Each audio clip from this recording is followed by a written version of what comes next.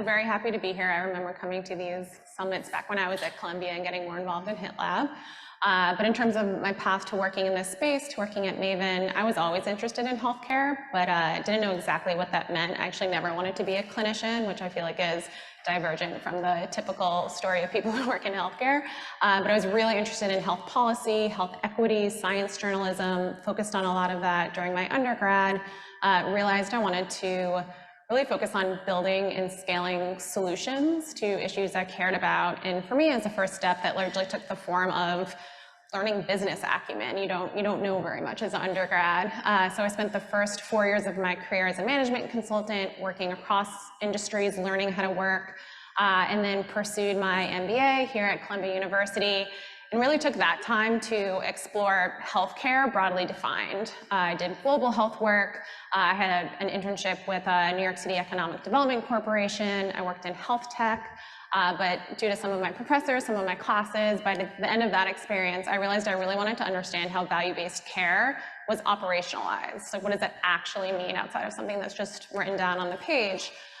So I took a role at Mount Sinai Health Partners here in New York, which is the commercialization team of the system that's focused on building specialty care bundles and helping transition clinics from fee-for-service to value-based models.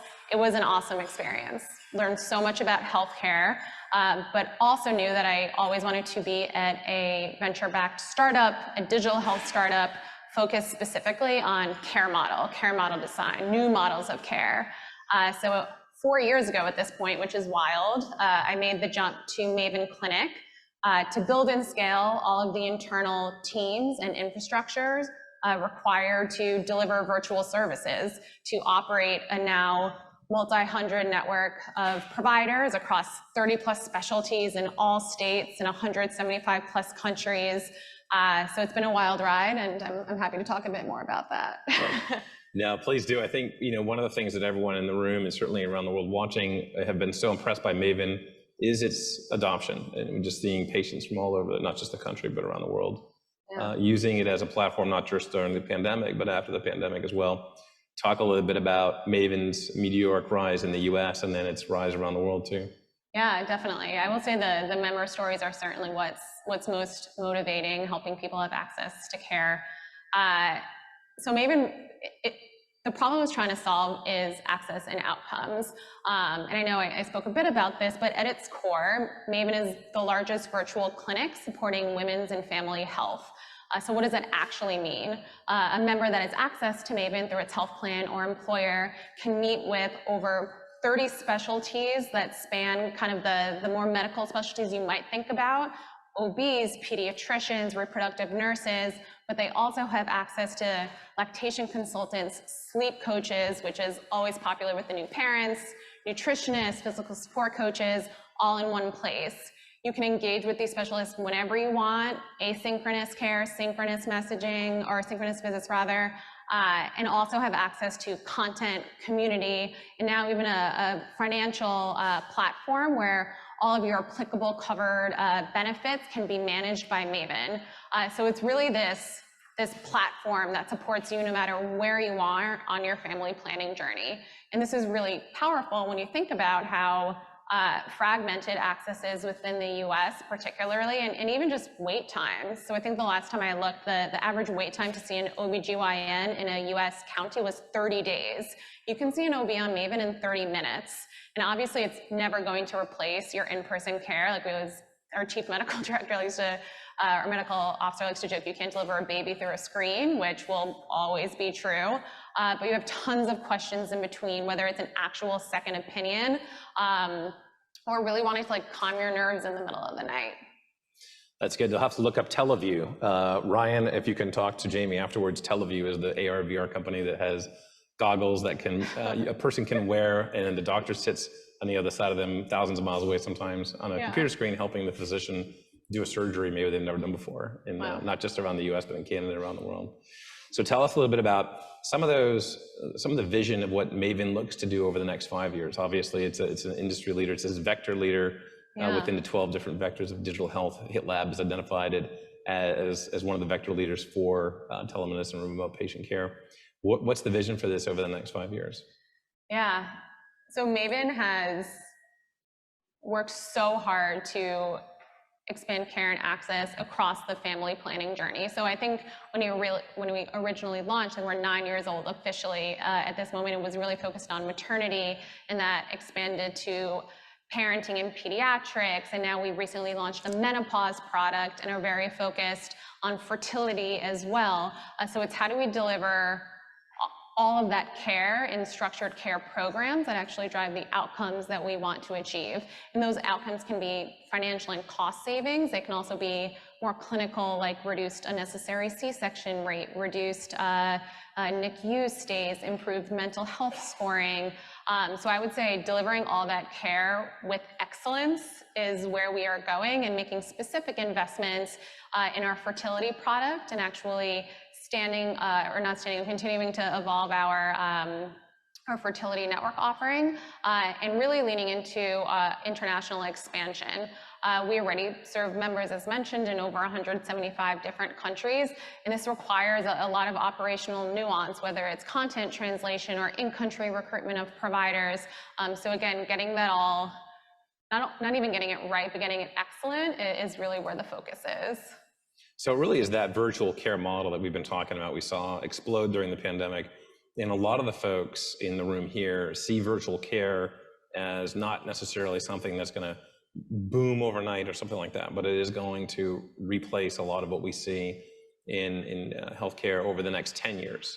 Yep. So a lot like managed care from 1990 to 2000, where managed care in 1990 was very infrequent, maybe 5% of the adoption rate.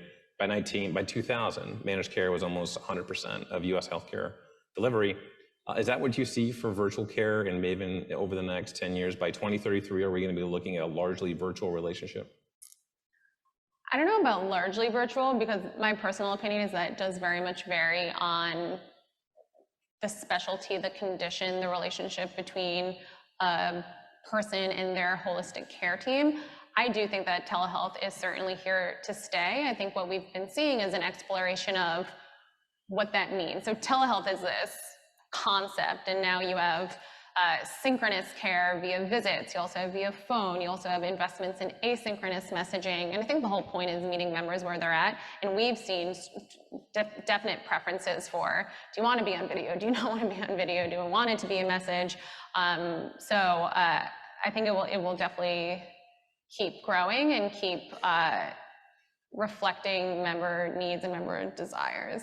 And talk about these two outcomes, these two variables, outcomes and access yeah. And outcomes, great variables, and so important to public health and public health equity. Yeah. And tell us a little bit more about what Maven has seen as it's grown internationally, about really meeting a lot of those outcomes and those expectations. Yeah, so I mean, the holy grail is how do you drive the clinical outcomes, financial outcomes, member experience outcomes. Everyone is working towards that. And sometimes there is tension. Sometimes a lot of investment is required to actually achieve the outcomes you want with regards to social determinants of health. We have tons of companies working on that.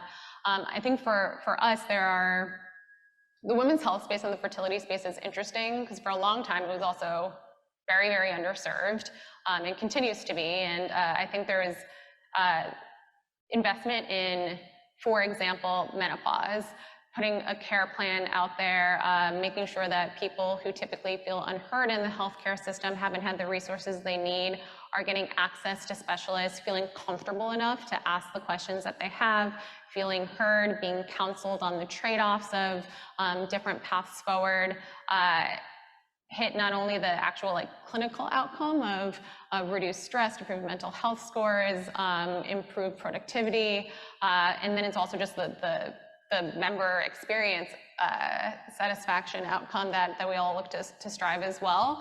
And not that I often think is forgotten, but I want to hold that up as a outcome here, right? Like, what was the member experience throughout this process, not just what's the clinical outcome and the cost outcome. Yeah, and that's really something that we're seeing develop now more slowly than maybe 2 or 3 years ago, but still developing, is this new kind of outcome and what kind of outcomes are being measured. Talk a little bit about some of the key outcomes that you've seen Maven tracking, and how you're really proud of those outcomes and how they differentiate what Maven's doing from maybe some other types of frameworks and groups that are out there? Yeah, certainly. So Maven has made really heavy investments in our research team, which I'm very proud of, small and mighty. And when you talk about outcomes, I think there's a number of flavors, but really